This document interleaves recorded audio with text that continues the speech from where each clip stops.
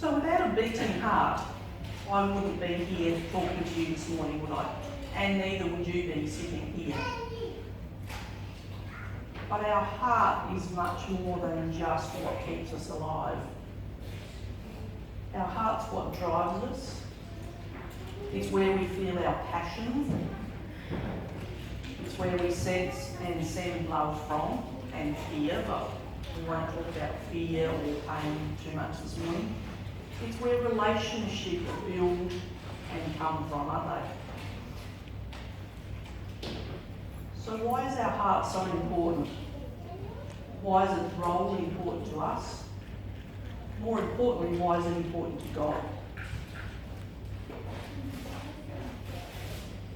Our heart's related to passion, to zeal, to commitment, to perseverance. Perseverance through pain, and we might get to some of that this morning. I was actually going to sit down, but it feels a lot more comfortable standing up. We use terminologies, don't we, like, he has a heart for other people. Jesus got a heart as big as the world, and my heart was fit first. So we use that for extraordinary, expansive experiences. Where is heart mentioned in Scripture? Well, the reading that John read for us this morning has got heart all the way through it, hasn't it? Heart, passion, do what your heart is created for. Even further back, we can go back to Genesis 1.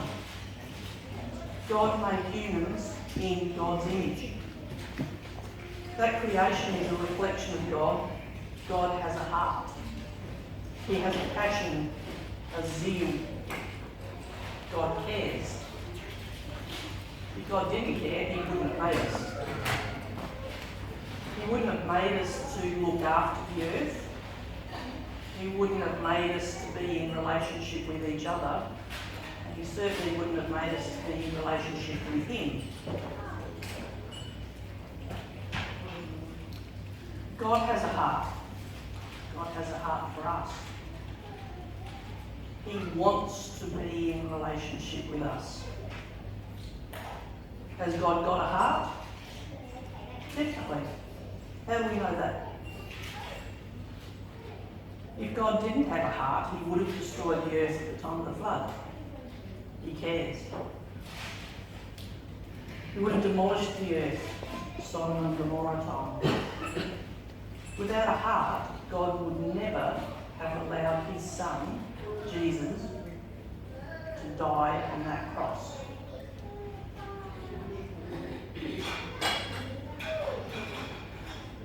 Colossians 3 that John read this morning urges Colossian Christians and us, by inference, to work with all your heart, working for the Lord, not for men. We don't use our heart for ourselves, we use our heart for God and in relationship with him. All through Psalm 119, if you've ever read it, top to bottom. You vividly remember the first time I read Psalm 119. It's got heart all the way through it. Talks about relationship with God being more joyful when our heart is free. So God created you with your heart. Yvonne, Terry, Leanne. Your desires, your passions. Your heart is unique. The person sitting alongside of you hasn't got the same heart as you, hasn't got even the same heart beating pattern, even technically. Why do we all have different hearts, different passions? Skip the page here. Might work. If both of you had the same passions, desires and fire, you'd be competing in God's work. And that wouldn't work. Yvonne John and Terry competing for the same job in God's kingdom? Don't think it would work. The beauty of creation is this. Everyone, each of us, has a desire, a passion, a fire, put in us by God. By working with that passion, we work together to do God's will. As we prayed in the Lord's Prayer, your will be done. It's not just an idea, it's what we do. In Matthew 5:16, Jesus talks about let, and I emphasise let, your light shine, so that your deeds may bear witness. And we'll get to that in a minute. What that means is that you need to know what your light looks like, what your heart finds joy in, and we'll get to joy in a minute too. Something I found interesting reading Matthew 5:16, using the word letting go, being liberated to let God have our light shine. It hands over your passion to God and lets God deal with it and work with it. A little bit of an aside about this morning. There's a whole lot of stuff going on here this morning with the message and the person I'm going to talk to in a minute, which has blown me away this morning. So just to let that sit with you, it's amazing. Find what your passion is, what your heart is, what your desire is, and submit that to the will of God. Let God work with your passion. Psalm 37 verse 4 links completely with this. And I hadn't really discussed Psalm 37 verse 4 until yesterday. You may hear more of that later. And essentially it is, commit your way to the Lord, He will act. Again, it's that letting go business. The saying goes, find what you enjoy and you'll never work a day in your life. Anybody heard that? Anybody living that? Yeah, I think I have.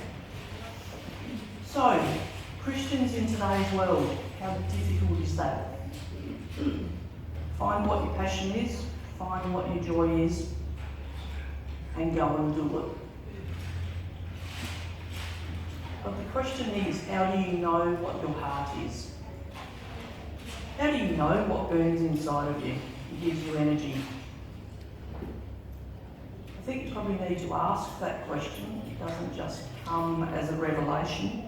Usually. Ask the question, stop, sit, and listen for the answer. Perhaps talk to somebody here at Mawson Lakes who might be able to point you in the direction of working with what you hear as the answer to those questions. It's rare for us to have a revelation, as Jesus did at the age of 12, to know where He's heading. So it's something that we need to seriously and intentionally ask. We're here to be human beings, not human doings, but if we're going to act, then we need to be acting in the right way.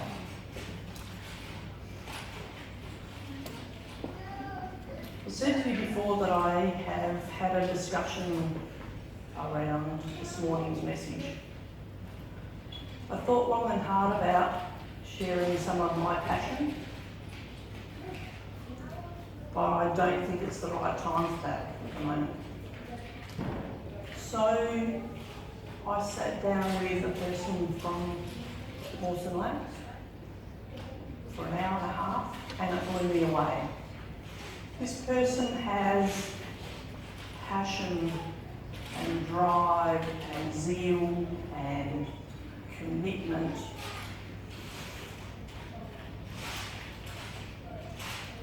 which is undeniable. I'm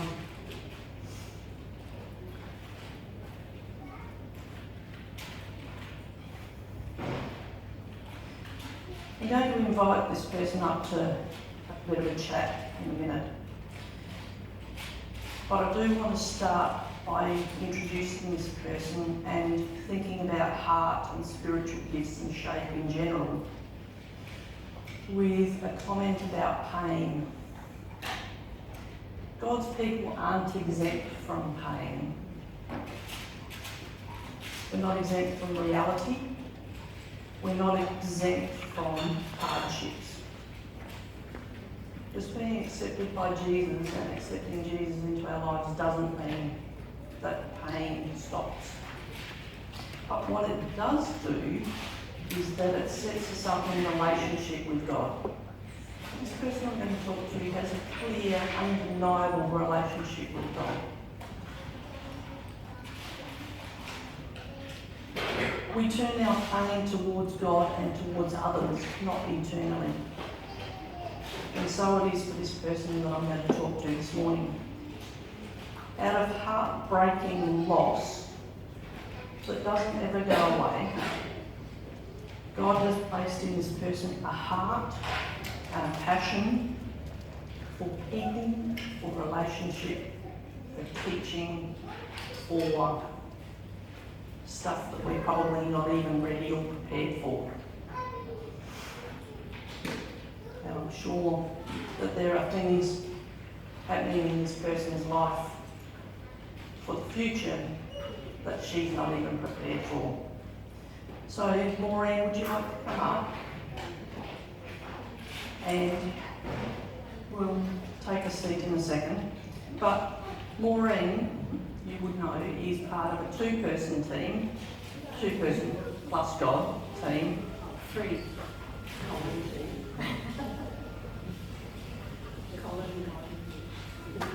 Yes, that's what I meant. Yes, a three-person team. Well, I did, and then I included God, which was kind of the wrong way around. So, in any case, she spent many years in Kyrgyzstan, city, rural, teaching and mentoring other people, but growing herself. So I've got a few questions to ask Maureen, and this is, as I said to you, we've chatted. I know roughly the direction we're heading. There may be some things that come up, and we're just going to let things be as they come up. It's actually really amazing how this has happened this morning. Shall we sit down? Yes.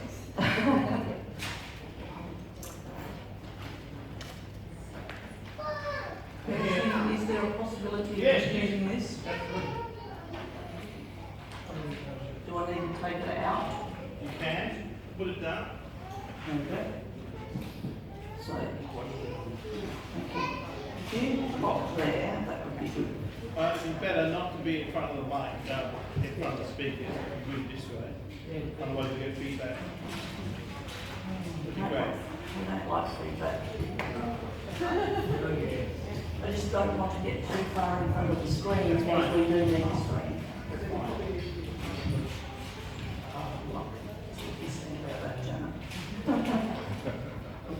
I'd rather not see that. So, Maureen, if we're talking about your heart and your passion for teaching, what were you doing before? Or what were you doing at the time that it became obvious to you that Kyrgyzstan was a possible location for your work? Well, as Heather said, we had a great loss in our life, and she didn't say specifically, so I will, so you understand. But we had a child who was born with severe disabilities, and when he was aged 3.5, he suddenly died.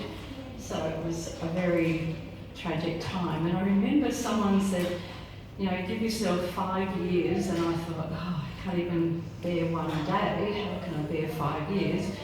But strangely enough, and that's how God works, after about 5 years, I think I spotted an advertisement in a little magazine, Christian magazine, about working overseas and using our gifts as teachers and computer, and it's made for Colin and I just perfect. So we explored that. But again, that took another couple of years of process. It wasn't something we jumped into. So Maureen, you had been teaching. Colin was working in computers. What sort of teaching environment were you in at that time? At that time, I believe I was in the Lutheran school, so I did some contracts at Golden Grove Lutheran, some at Good Shepherd, and before that I was with the Education Department, and I still do relief teaching at both. So I'm very comfortable. In fact, even at the school here, I seemed to meet the Christian teachers and things like that. So God puts you in all places. Yes. Yeah. So at the time of Matthew's death, what was happening for you? You talked about the 5-year grieving period, and a day at a time was difficult. What did you do? The first year, I cried every day. And yes, I just went through counselling, friends. I thought God sent angels to me when I needed someone to visit. I remember that feeling. Colin was a good support, but he grieved differently. It was tough. Yeah. And then I should say, we went to Tea Tree Gully Lutheran Church. This is what you were saying. I said, Heather, this is amazing, because I was saying how Tea Tree Gully Lutheran Church supported us yesterday to Heather, and they prayed for us constantly. We know that some friends there visited us in Kyrgyzstan. That was a great encouragement.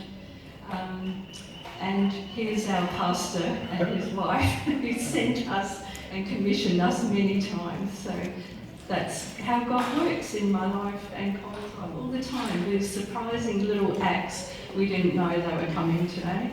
They didn't know I was talking today.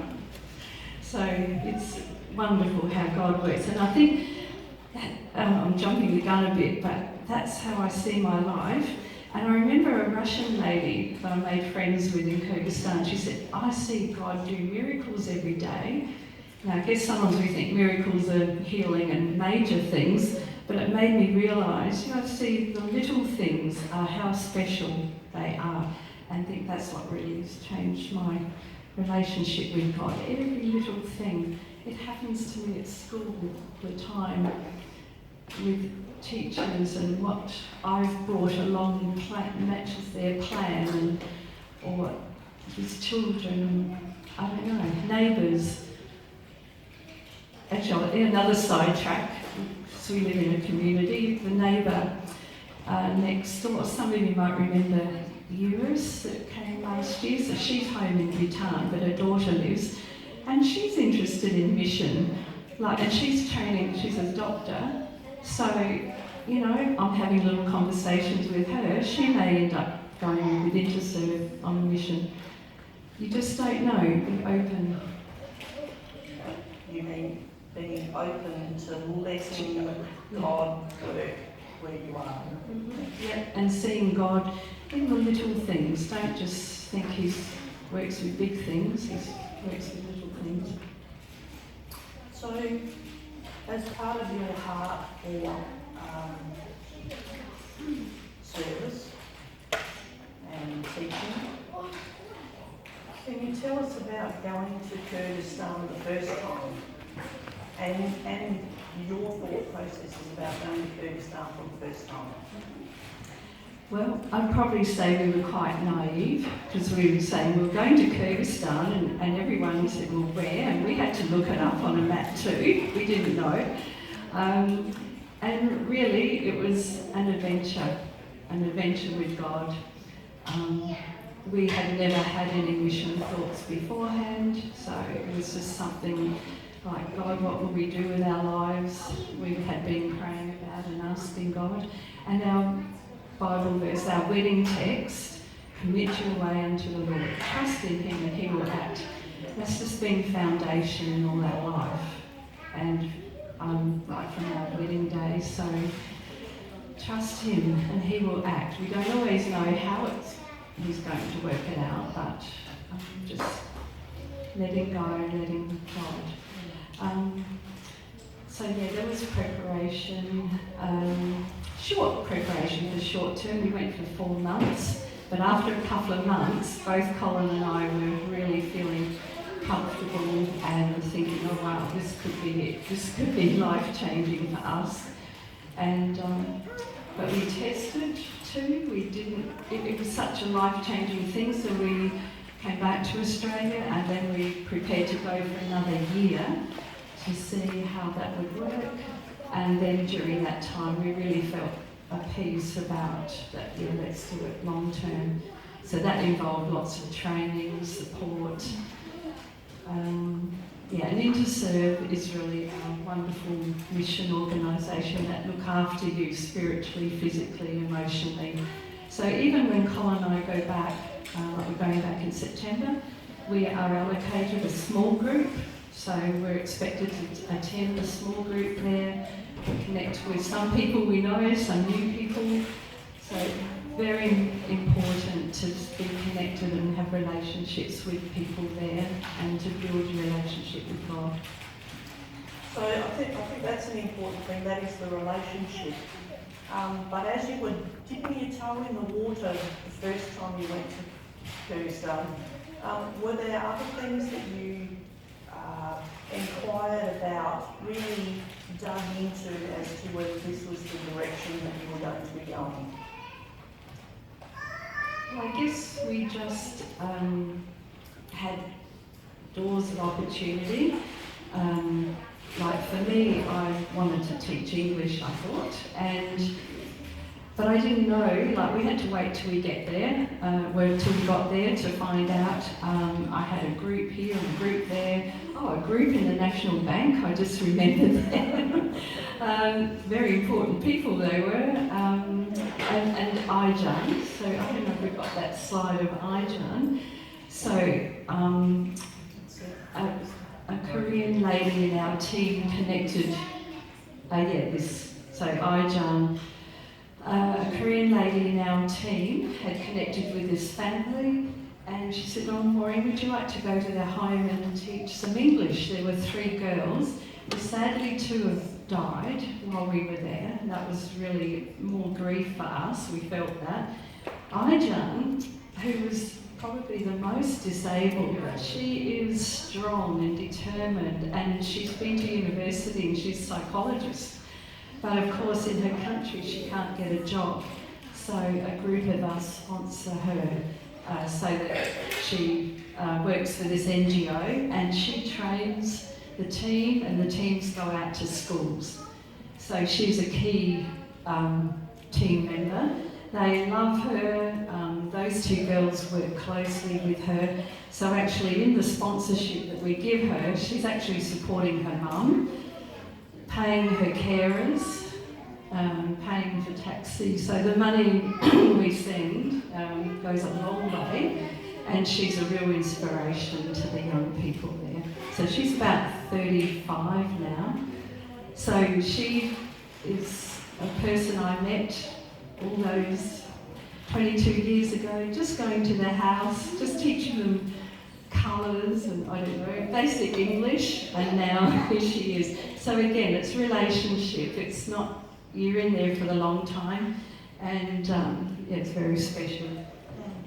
So the other people that you've worked with over the time, you talked about, to me yesterday, you talked about not particularly having connection with people with disabilities, but suddenly God's put you in this situation that you're working with people with disabilities. Can you Can you tell us about that? So I think meeting Ija wasn't so difficult because we were in the adventure frame of mind and all that. But that was in the city. And then after 7 years, we moved to a regional location, and an American nurse asked me would I come with her because there was a village and lots of kids there that needed support and with disabilities, because their country there's nothing happens for them much. Anyway, but I really objected and I really struggled with God, and I said, God, this is not fair. Like, why do you do this to me? I don't want to be faced with children with disabilities because they might die. And, Miriam and Olga had died, and now Matthew had died, and this is too hard. But I opened my heart with Lois and the nurse, and she said, pray and think about, we'll get through this and see how we go. I don't have any of those pictures, that's another story. But anyway, so it wasn't all easy. And again, just trust God, He will act. People are there for you to help you too. And actually, perhaps we can go to the slide of the family, because so this is a family that you are putting your soup money in for. They're Christian. I worked with Gildas, also has a heart and a passion for children with disabilities. They're Christian. They moved to this location southwest of the country, and it is a dark place. I've said that before. There's not many Christians there. People don't get jobs if you're a Christian. And they support themselves. She's a teacher. Eckert does all sorts of handyman things. Excuse me. But every summer, their heart goes out to the kids where they live, and they take them on camps, and it's a way of reaching out to their families. So you can see how God connected us. We worked together in another kindergarten. When we first went, I told you the story yesterday, the husband of the director actually waved his finger at me very threateningly. You made her head like a Christian, you made her a believer, you twisted her. And I thought, well, actually I don't have the honour of that. She was already a Christian. But we worked together so beautifully that at another time, the director allowed Gildas to teach Bible stories. So you just see how God works, and faithful, just keep going, little by little. And because she could speak the language more, she was able to communicate God's love and had that door open. So I think God will act. It's true. Yeah, so they're doing the same kind of thing where they live now. So your soup money is going to them, and they're very faithful servants of God too. So I guess my final question, in wrapping all of this up, when you first went to Kyrgyzstan, was this what you expected? Was this what you had planned? Was this anything that you had even conceived of as a possibility for you and Colin? No. We went for a 4-month adventure, and then we had 12 years of so many experiences with different people that and blessed. And it continues today. You're in constant contact with people. Yes, because now we have Skype, WhatsApp, Facebook Messenger, so not a week goes by without contact with some of those. And the young girls, if we get to that slide, the young girls, they were university students, and we did extra English. Esther at the front is a follower of Jesus, Gulzat behind. When I first met her, claimed to be a Muslim, but now I feel her heart's quite open. But Gulzat in particular, the girl at the back, is a really passionate teacher, works in her village, and so her passion is growing, and she's Esther's also been able to share testimony with Gulzar too. So God works slowly, but those girls are teachers now too, so I'm very proud of them.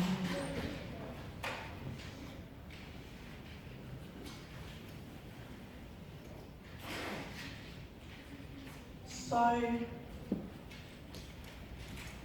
from a situation that Colin and Maureen would never have planned for themselves, God has placed in both Maureen and Colin, and one day we'll talk to Colin about Colin's computing and his joint passion. It was actually an interesting conversation yesterday, talking to Maureen with Colin's 2 cents worth regularly.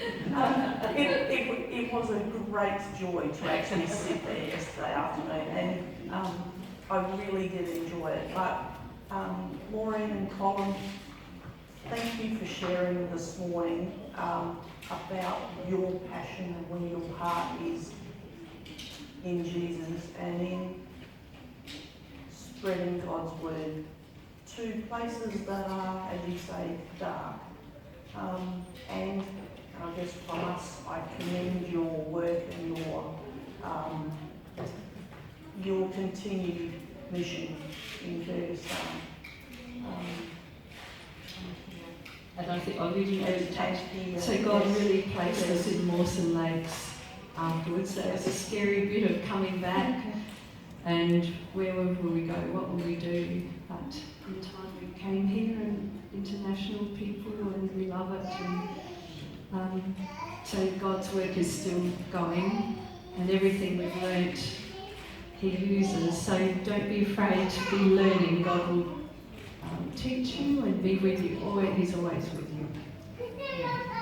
Will you stay here as I just finish off? I suppose in wrapping this up, I asked myself, why have I spoken to Maureen this morning? Why am I talking to you about passion and heart? And I think I've got it down to only 3.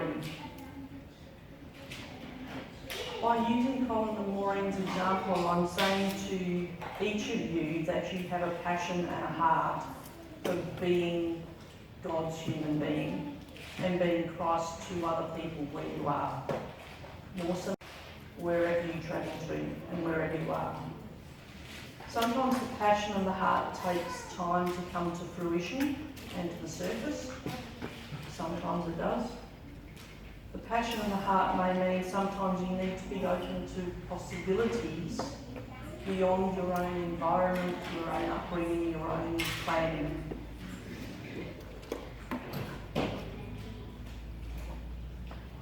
Before I spoke to Maureen, one of our possible texts to look at was the concept of letting God do His work, letting God work in us, and within our passion and work, and working towards His goals, not ours.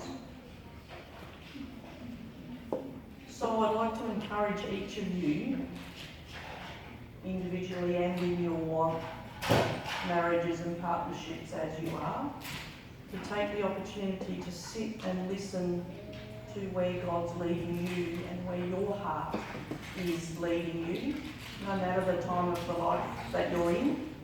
I do have some homework sheets for you that we can give out in a little while, but I really commend you to take the time and the opportunity to sit and listen to where God is leading you. And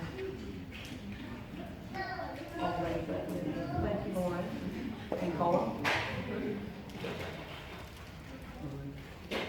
We'll pray. We'll pray.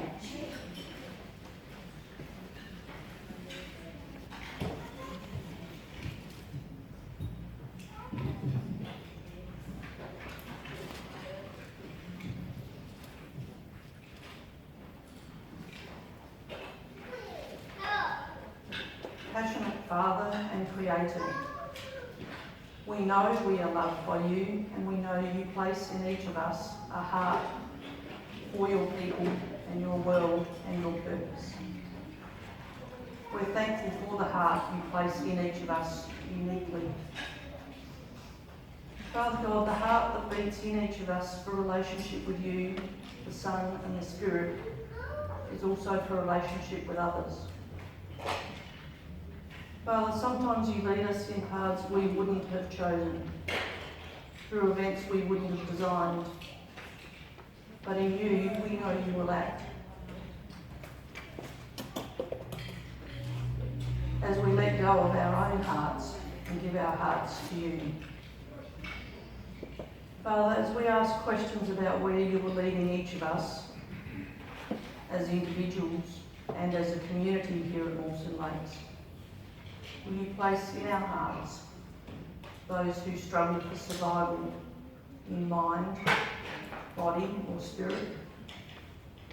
We place before your heart our families, our friends, our community, those who are travelling for school holidays, who are travelling for family weddings overseas, for those taking holidays to refresh for next term, next semester,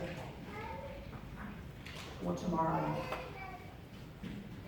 Father, remind us daily of your sacrificial love for us, and in relationship with you, keep us turning our hearts to your will.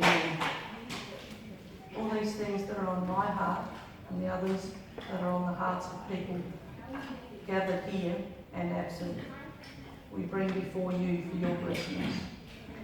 In Jesus' name we pray. Amen.